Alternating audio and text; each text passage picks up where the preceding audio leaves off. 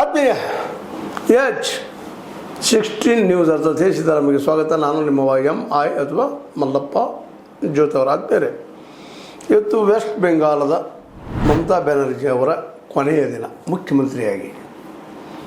ಅವರು ಇವತ್ತು ರಾಜೀನಾಮೆ ಕೊಡಬೇಕು, ಇಲ್ಲ ರಾಜ್ಯಪಾಲರು ಕಿತ್ತು ಹಾಕಬೇಕು, ಅಥವಾ ಸಂವಿಧಾನ ಪ್ರಕಾರ ಆ ಪೋಸ್ಟನ್ನು ಕಿತ್ತಾಕಿ ಹೊಸ ಪಕ್ಷಕ್ಕೆ ಅಂದರೆ 9ನೇ ತಾರೀಕಿಗೆ ಹೊಸ ಪಕ್ಷಕ್ಕೆ ಅಂದರೆ BJPಗೆ ಅವಕಾಶ ಕೊಡಬೇಕು ಅನ್ನುವಂಥ ನಿರ್ಧಾರ ಬರ್ಬೋದೇನೋ. ಇದು ಗೊತ್ತಿರುವಂಥ ಮಮತಾ ಅವರು ನಮ್ಮ ಕಿತ್ತಾಗಲಿ, ಇತಿಹಾಸನೇ ಕರಾಳ ಇತಿಹಾಸ ಉಳಿದೊಂದು ಯಾಕಪ್ಪ ಅಂತಂದ್ರೆ ಇಲ್ಲಿ ಮೋಸದಿಂದ ಗೆದ್ದಿದ್ದಾರೆ, ಲೂಟಿ ಮಾಡಿದ್ದಾರೆ, ಮೋಸ ನಡೆದ, ಅದರದ್ದು ತನಿಖೆ ಆಗಬೇಕಾಗಿದೆ.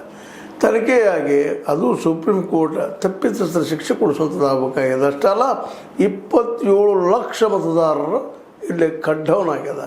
ಅವರೆಲ್ಲ ನಮ್ಮ ಮತದಾರರು, ಆ ಮತದಾನ ಆಗುವಂಥ ಒಂದು ಅವಕಾಶ ಬಗ್ಗೆ ಸಿಕ್ಕಿಲ್ಲ.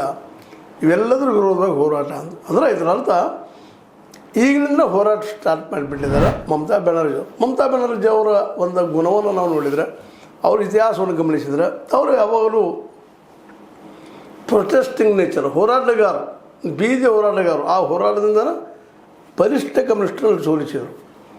ಇಲ್ಲಿ ಈಗ ಹಿಂದುತ್ವ ನೆಲೆಗಟ್ಟಿನಲ್ಲಿ ಅಧಿಕಾರಕ್ಕೆ ಬಂದಿರುವಂತಹ, ಸನಾತನ ನೆಲೆಗಟ್ಟಿನ ಅಧಿಕಾರಕ್ಕೆ ಬಂದಿರುವಂತಹ BJPಗೆ ಎಷ್ಟು ಮಟ್ಟಿಗೆ ಟಕ್ಕರ್ ಕೊಡ್ಬೋದು ಅವರು ಅಂತೇಳಿ.